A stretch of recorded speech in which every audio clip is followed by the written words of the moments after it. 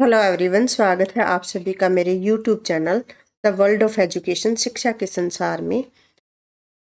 2 दिन पहले मैंने एक वीडियो बनाई थी रेलू राम पुनिया के ऊपर कि 2001 में एक ऐसी घटना घटी हरियाणा के हिसार डिस्ट्रिक्ट के अंदर कि पूरा 8 लोगों का परिवार है, उन्हीं की बेटी ने उनकी निर्मम हत्या कर दी। और ये सबसे एक जघन्य अपराध था। इस अपराध ने पूरे हरियाणा को हिला के रख दिया था। हरियाणा को नहीं, पूरे देश को हिला के रख दिया था। मैं बात कर रही हूँ रेलू राम पुनिया जी के परिवार की। अब उनकी जो बेटी सोनिया है और जो दामाद संजीव है, वो अब जेल से बाहर आ चुके हैं। कोई कह रहा है कि अंतरिम जमानत मिली है, कोई कह रहा है कि वो रिहा हो गए हैं।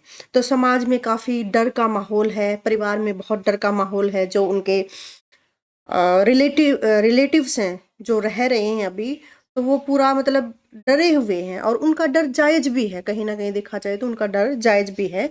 अब जो बात अटकती है वो बात अटकती है प्रॉपर्टी को लेके, और प्रॉपर्टी को ही लेके ये जघन्य अपराध उस लड़की ने किया था। समाज में ऐसे लोगों के लिए कोई जगह नहीं। हो सकता है कि जुडिशरी इस मामले में फिर से विचार करे। लोग बहुत विरोध कर रहे हैं कि इन लोगों को रिहा नहीं करना चाहिए, लेकिन अब ये लोग आ चुके हैं। अब बात हो रही है क्या सोनिया को प्रॉपर्टी मिलेगी कि नहीं मिलेगी। तो हमारे हिंदुस्तान में एक कानून है जिसको हम उत्तराधिकार का कानून कहते हैं, succession act, Hindu succession act 1956 का। जो इंडिया में जो लोग रह रहे हैं, इंडिया के जो सिटीजन है, चाहे हिंदू है, बौद्ध है, जैन है, सिख है, विसंपत्ति का जो अधिकार है, विसंपत्ति किसको मिलेगी, है ना, तो उसके बारे में जिक्र किया गया है। इस कानून के अकॉर्डिंग ये बताया गया है कि अगर फर्स्ट लाइन कोई उत्तराधिकार है, अभी पहली प्रायोरिटी किसकी होगी, कि सबसे पहली प्रायोरिटी होती है कि कोई बेटा हो, बेटी हो, या कोई विडो हो या माता हो, ठीक है, उसके में सबसे बराबर प्रॉपर्टी है, बांट दी जाएगी। दूसरी में क्या है कि कोई और रिलेटिव हो, भाई माँ का, बाप का, भाई बहन का, मतलब कोई और रिलेटिव हो तो वो आता है। लेकिन हम बात कर रहे हैं सोनिया की। तो सोनिया में अब देखा जाए कि उन्होंने अपने माँ बाप की हत्या की है, अपने माँ बाप की हत्या की है। तो हमारा ये जो एक्ट है वो ये कहता है, अगर कोई बच्चा अपने पेरेंट्स की हत्या कर देता है, और चाहे पेरेंट्स ने विल भी बना रखी हो, मतलब वसीयत बना रखी हो कि हमारे मरने के बाद या हमें कुछ हो जाता है तो प्रॉपर्टी है वो मेरे बच्चे के नाम हो जाएगी, चाहे ऐसी विल बना रखी हो, लेकिन बावजूद उसके अगर बच्चा अपने माँ बाप की हत्या कर देता है तो हमारा कानून उसको डिस्क्वालीफाई कर देगा, उसको प्रॉपर्टी नहीं मिलेगी। तो सोनिया यहाँ से हो जाती है आउट। अब कोई कह रहा है कि ये प्रॉपर्टी ऑलरेडी दे दी गई है, कि भी जो रिलेटिव हैं उनके नाम चढ़ गई है। अब देखने वाली बात होगी कि उनके नाम कैसे चढ़ी है, ये भी सोचने समझने वाली बात है। अगर चढ़ी है तो भाई वो किसी कानून के तहत चढ़ी होगी, जिसने भी चढ़ाई है, जो भी ऑफिसर इन्वॉल्व रहे हैं, तो उन्होंने सारे फैक्ट्स को ध्यान में रखते हुए ही वो प्रॉपर्टी उनके नाम कराई गई होगी। ठीक है, अब देखते हैं कि मामला चैलेंज होता है कि नहीं होता है। अगर इस मामले को चैलेंज किया जाता है तो मतलब ये जुडिशरी के सामने, जो कानून के ज्ञाता हैं उनके सामने एक बड़ा, बहुत ही बड़ा मतलब मामला होगा। और ये जजमेंट भी देखने वाला होगा भी, क्या और तरीके होते हैं, क्या इंटरप्रिटेशन की जाती है कानून की। लेकिन सभी ये कह रहे हैं कि भाई ये प्रॉपर्टी सोनिया को नहीं मिलनी चाहिए। क्यों नहीं मिलनी की चाहिए? क्योंकि उन्होंने प्रॉपर्टी को ही लेके अपने पूरे परिवार की हत्या कर दी थी। 45 साल की बच्ची को भी नहीं छोड़ा था, अपनी माँ, बहन, बेटे, भाभी, 3 बच्चे, निर्मम हत्या उनकी कर दी थी।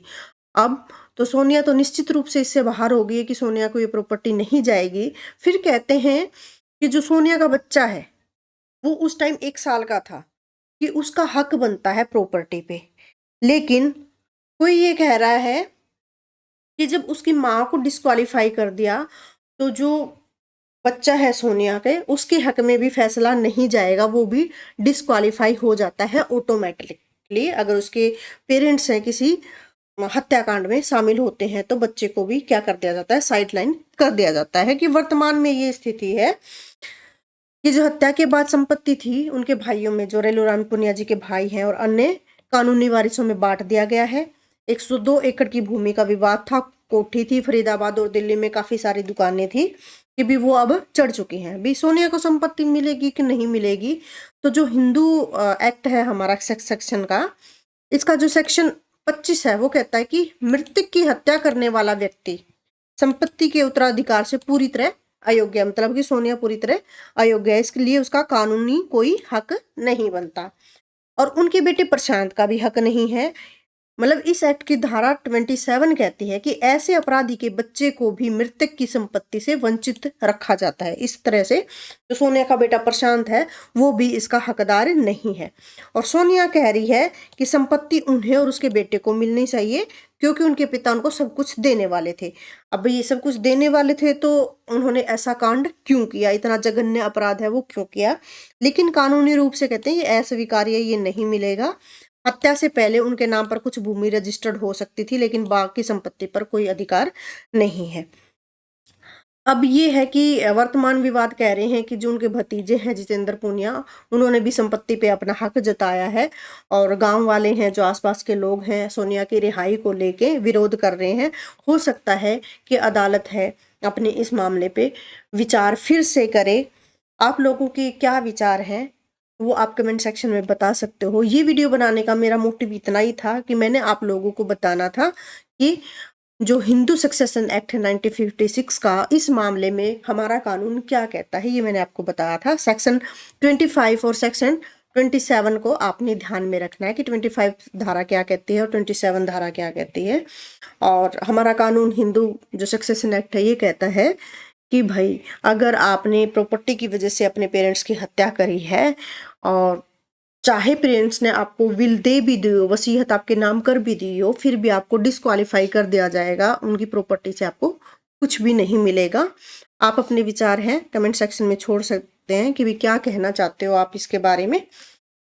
आगे फिर देखते हैं कि भी क्या मतलब डिसीजन रहता है, देखने वाली चीजें होंगी। और मैं कहती हूँ कि मतलब आप लोगों को इस मामले पे नजर रखनी चाहिए। मैं ये नहीं कह रही कि आपको कुछ मिलेगा, बस इसलिए कि कानूनी रूप से क्या क्या चीजें होती हैं, फैक्ट्स क्या हैं, उनके बारे में हमें इंफॉर्मेशन होनी चाहिए। और ये rarest of the rare case माना था अदालत ने जब इनको सजा दी थी, फांसी की सजा दी थी।